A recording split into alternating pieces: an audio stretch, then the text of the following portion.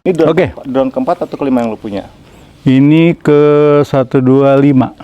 Gimana urusan 125, 34 lo lewatin. Ini drone terakhir lah yang gue punya, yang terbaru. Yang terbaru? Gue gak boleh bilang mereknya ya? Ya boleh aja, tapi semua orang tahu. Tadi emang udah lihat hasilnya tuh. Tingginya terbangnya stabil. Iya. Kameranya bagus. Cuman gue gak nyangka, cuma sekecil ini drone-nya. Iya. Sekecil ini. Benar. Waktu terbang di atas kan tingginya enak, santai, stabil gitu ya. Cuman gue gak mau ngomongin drone lah, gue ambil filosofinya aja bro ya. Iya. Tadi kan gue coba masuk juga ke dalam kan. Oh iya. Iya kan. Kita lihat rumah belakang ini luar biasa kan. Indah kan. Kita lihat dari jauh lebih indah lagi, bro. Tapi begitu kita dekat, kita belum ngeliat. Wah, ternyata ada cacat ini, cacat itu gitu loh. Nah itu drone tuh seperti itu fungsinya. Nah. Begitu drone itu turun ngelihat permasalahan baru kelihatan tampil cacatnya atau enggaknya, atau iya, di bidang mana masih diperbaikin. Benar. Tapi kalau misalnya lu lihat dari jauh, semua kelihatan indah bro. Apalagi kalau dari atas. Kan tadi lu lihat, gua sebelum video ini kan drone gua lihat dari terbang di atas sana kan, jauh kan. Jauh. Itu ketinggian sekitar 80 meter aja sebetulnya. 80 meter view-nya udah meluas kan? Udah semua kelihatan, terusnya nggak kelihatan nih rumput tinggi-tinggi gini, nggak kelihatan. Cacat-cacat di rumah nggak kelihatan. Tapi begitu kita masuk, kita mendekat, baru oh ada ini, ada ini. Tadi lu bahas mengenai persepsi ya? Iya. Dan gue sebenarnya agak nyesel juga sih bro, baru ngobrol begini setelah banyak bener waktu kita kelewat ya. Ini mengenai persepsi, lu kan financial planner, perencana keuangan. Iya. Jadi emang kaitannya sama gue sekarang. Lu lihat belakang rumah ini ya bro ya? Iya. Menurut lo, pas nggak sih sebenarnya investasi kayak begini gitu loh? Tergantung. Jadi gini, banyak orang berpikir namanya investasi segala macam ya itu pasti bagus. Ya menurut saya gue sih bagus untuk siapa? Ya kan? Tapi bisa juga orang wah investasi jelek misalnya ya. Ya jelek untuk siapa? Karena tergantung orang itu memandang investasi ini bagaimana. Kalau dia berpikir cuman nih punya investasi tanah, dapat kenaikan dari tanah doang, ya silakan nikmatin. Dia harus biayain AC kosnya kan. Begitu dia turun baru kelihatan mesti diperbaiki. Iya, wah ini ada bocor harus dibenerin ya kan. Listrik setiap bulan berapa? Ini kan listriknya berapa nih? 18 ribuan kalau nggak salah nih. Gue pikir liabilities loh bro. Cost ya. Dia jadi cost untuk orang tertentu. Bagi orang lain mungkin ini nggak ada masalah. Begini ya. Benar. Kalau misalkan kita mesti lihat secara jujur ya, bahkan rumput pun mesti dirawat. Benar. Cat mesti dirawat. Benar. Semuanya mesti dirawat. Iya. Dan kalau gua ngembangin dari harga apresiasi tanahnya dibanding perawatan yang selama ini, kayaknya kalau untuk sebagai hunian yang buat investasi nanti, jangan kurang pas ya. Ya kalau menurut saya kurang pas. Ya tapi nggak tahu ya. Supaya pas. Nah, bagaimana biar pas ya? Kita harus bisa manfaatin dong. Iya nggak? Kalau misalnya gue dapat kesempatan untuk miliki rumah ini, iya kan? Ya gue nggak akan diemin begini. Mungkin gue jadiin resto, ya kan? Kita tahu resto di gang, view-nya keren banget tuh. Di belakang apalagi, ya kan? Itu ada tempat duduk-duduk situ kan? Di belakang situ ada sungai. Itu keren loh sebetulnya. Ya kan? Nah, tapi bagaimana kita memandang investasi ini untuk apa? Kita mau ngambil keuntungan dari tanahnya aja kenaikan atau yang lain gitu loh. Kalau kata gue sih ya, dari omongan ini lebih baik diberdayakan. Benar. Apresiasi tanah naik, biaya perawatan maintenance segala macam dari uang masuk. Benar. Uang masuk dari ide-ide kita. Benar. Tapi kalau misalnya gue cuman berpikir nggak biarin kos, gue biarin aja. Yang penting harga naik misalnya ya tanpa ngitung-ngitung listrik juga kan yang ninggalin berapa gue bayar murah nggak masalah ya, lain lagi ceritanya Bay. Jadi gimana apa aset yang kita miliki? Kalau drone mendekat, gimana persepsi aset yang kita miliki? Ini kan drone mendekat gini ya. Benar. Baru kelihatan diberdayakannya di mana? Emas gimana bro? Ya. Emas pun begitu. Sekarang emas tuh kan satu aset yang gampang dicairin dengan mudah, termasuk yang lebih mudah dicairin setelah nyimpan di tabungan di bank kan.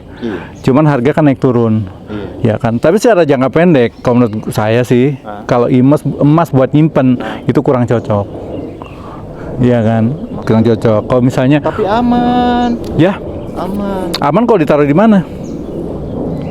Taruh rumah. Oh jangan. Nah, harus taruh di, iya harus taruh di. Sekarang ada sebetulnya fasilitas yang bagus ya, kayak beberapa bank menyediakan tabungan emas. Jadi bukan STB. Siap deposit box ya. Nggak usah. Nyimpan pakai sewa kan. Iya, iya tabungan emas ada sekarang. Tabungan seperti itu. Bahkan pegadaian dulu cuma buat gadai. Sekarang juga nyediain tabungan emas. Bahkan belinya nggak usah 1 gram. 10.000 juga udah dapat. Nyicil. Bener, bisa. Ya, tapi ya itu saya bilang, kita disiplin nggak pakai itu. Bentar, bro. Gue kayaknya ngerasa ada satu hal yang mirip-mirip ya. Ya. Lo nabung tapi lo nyicil. Gue misalnya mau punya emas nih. Sebutlah misalkan 10 gram. Ya. Lu bilang tadi nyicil dan misalkan 100 ribuan bisa. Betul, bisa. Cuman kan bedanya kalau pada saat itu belum lunas, belum bisa gua ambil. Benar. Ingat, lu nyicil ada 2 jenis ya. Lu nyicil, tapi emasnya udah dibeli. Gue beli emas 10 gram, artinya udah ada. Kita nyicil untuk dapetin 10 gram ini, ya kan otomatis ada bunga dong. Inden. Iya kan, bunga. Beda lagi kok ini, bener-bener nabung. Gue nabung sekarang 100.000. Dapat 0, sekian gram. Begitu, itu beda. Kalau nyicil artinya apa? Lu ngutang. Ada nggak sih cara yang kayak gitu ya? Gue mau punya misalkan seharga rumah ini, teman nyicil. Kenapa? Itu kan bidang elu. Nah, iya, benar. Nah, sekarang tujuannya apa nih kita punya rumah segede gini? Ya kan, untuk warisan. Menurut gua untuk warisan misalnya ya, kita punya anak 5. Iya kan, kita punya berapa aset. Mungkin yang dapat rumah ini dia ngerasa beruntung. Bagaimana kalau ternyata kita nggak bisa beli rumah yang sama, tapi kita beli aset dalam bentuk misalnya tanah kosong. Nah, bagi yang lain mungkin ini jadi malah ngerasa nggak adil dong. Konflik bisa timbul. Dan jual ini kan nggak gampang, bro. Ini mah yang kita bahas waktu itu judulnya ujung-ujungnya solusinya ada di lo lagi. Iya. Kayak gue geser ya. Boleh. Dari sini kayaknya ada suatu kesimpulan bahwa apa benar semua masalah solusinya adalah uang. Kalau gue lihat dari filosofi drone tadi ya, kalau drone nyangkut misalkan. Jadi gini, kehidupan kita juga nyangkut. Kita jadiin uang itu sebagai apa? Sebagai solusi, semua solusi pakai uang kan? Atau itu cuma alat buat bantu kita aja? Bentar. Ini tempat keren banget, bro. Jalur pesawat loh. Iya, jalur pesawat nih, helikopter. Helikopter gue mampir di situ. Iya, ada helipad nih, helikopter lewat. Ya, emang ada tempat di atas. Iya, bentar lagi juga pesawat lewat. Karena ini posisinya deket banget sama Pondok Cabe. Gitu ya. Iya, tapi enaknya walaupun deket dengan lapangan udara, di sini drone masih bisa terbang. Maksimal 150 meter. Betul. Ya, aman ya jalurnya. Iya. Kalau misalkan ternyata orang pun kesulitan dalam hidupnya, sebutlah misalkan dia nyangkut ya, kayak drone nyangkut di pohonan gitu ya, libat akar segala macam. Apa bedanya sama orang yang terlibat utang ya? Jadi dia apa solusi tambahan utang tuh? Iya, makanya saya bilang uang itu tergantung sudut pandang kita dari mana. Kita jadiin itu sebagai misalnya gini. Kita jadiin itu solusi segala masalah solusinya uang misalnya. Iya kan? Begitu kita nggak punya uang, apa yang kita lakukan? Cari solusi lain kan, minjem uang. Kita nggak sadar bahwa uang yang dia pinjam harus dibalikin, dan itu jadi beban kan? Artinya apa? Nggak selamanya solusi itu segala macam uang. Banyak cara untuk melepaskan kita dari solusi hidup ini gitu loh. Sebentar deh bro, kayaknya gue ada yang agak ribet deh. Iya, karena kan 80% ke atas uang dipakai lebih buat gaya hidup. Coba, lo kalau cuma buat makan aja berapa sih banyak paling butuhnya? Sekarang kita mau makan. Makan yang paling gampang misalnya kita masak sendiri dong. Iya kan? Faktanya apa? Sekarang kita punya HP, bro. Makan, pencet. Iya kan? Pencet datang. Iya kan? Kerasa gampang dapatnya. Tapi tahu nggak? Kita harus bayar nggak tukang ojeknya? Harus bayar. Tinggi ya. Living cost itu jadi lebih tinggi. Jadi sebenarnya ada satu kedisiplinan ya, Bro, membedakan antara kebutuhan sama keinginan ya. Benar. Gila, ini mah basic banget ya sebenarnya ya. Benar. Nah, karena investasi pun kalau greedy juga hancur ya. Benar. Makanya gue bilang semuanya tergantung hati kita. Kita cara berpikir kita gimana memandang uang itu sebagai apa. Kalau kita memandang itu sebagai segala semacam solusi, ya pasti hidup lu akan berat. Ini mah filosofinya balik iya. Drone ini gue bilang tadi kameranya tajam banget ya. Benar. Kadang kita harus mundur ke belakang, ngelihat situasinya ada apa tuh kira-kira. Jangan karena kita terlalu dekat kita nggak tahu nih. Ternyata di sekeliling kita ada solusi. Ada kesempatan. Ada peluang dan kesempatan. Benar. Iya. Jadi kita harus mundur dulu. Jadi persepsi antara solusi dengan masalah itu sama dong. Sama. Kembali lagi ya, lu ngeliat dari sisi mana dulu. Benar. Kalau lihat jadi solusi, jadilah tuh solusi. Benar. Gitu. Jadi kalau misalkan kayak ibaratnya filosofi tadi, kalau drone nyangkut pada saat ada masalah dengan keuangan, sebaiknya kembali ke kedisiplinan, filosofinya, kebutuhan sama keinginan tadi. Betul. Kalau gue masuk lagi ke seperti itu, habislah gue. Benar. Banyak yang problem, Iya. nggak bisa ngelolanya. Banyak sih pinjaman sana, pinjaman sini. Yang jadi masalah kan gini, Bay. Banyak orang masalahnya udah terlalu berat, jadi semakin sempit dia melihatnya. Makanya ada kejahatan kan. Kenapa? Karena dia ngerasa nggak ada solusi lain. Dia nggak coba ngeliat ke belakang, oh ada lu solusi. Mundur, dia kan bisa nurunin gaya hidup, masih bisa. Iya kan? Nah, itu yang jadi masalah kan. Uang tuh sama gengsi tuh berbanding lurus kali ya. Iya kan? Ini ada yang salah di secara umum ya, mengenai penataan keuangan. Benar. Tapi ada juga yang bagaimana melihat keuangan itu dari persepsi mereka. Benar.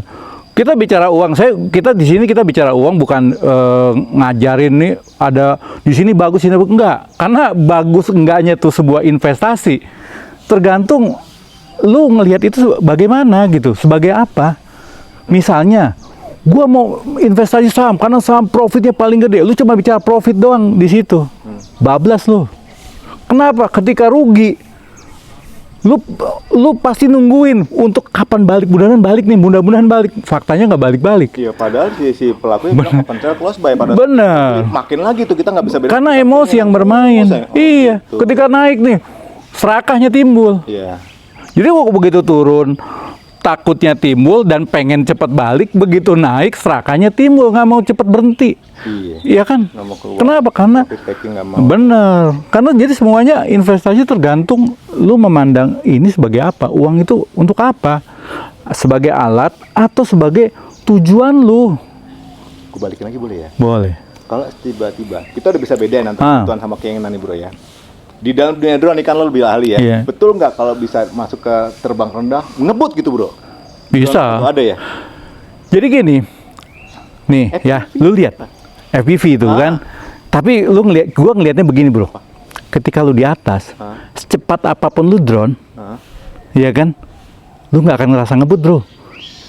Kenapa? Pembandingnya kan nggak ada. Tapi begitu lu deket tanah, jalan pelan pun berasa cepat.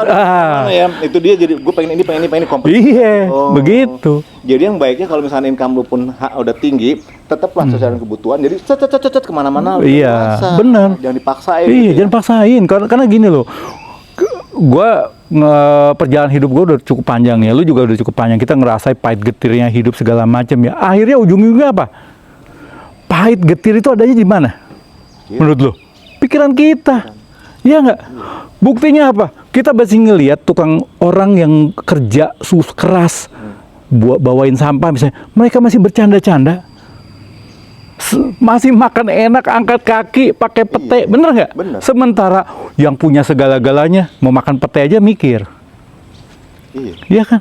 Si Tiben gue pernah, gue ngomong lagi, pernah, emang dia pernah ngeriset tuh bro, setiap orang yang ada di kafe, utangnya minimal 6 kali lipat dibanding gaji. Wih, padahal dia kreditnya, jalan rumah segala macam. Ngopi di kafe 60.000, 70.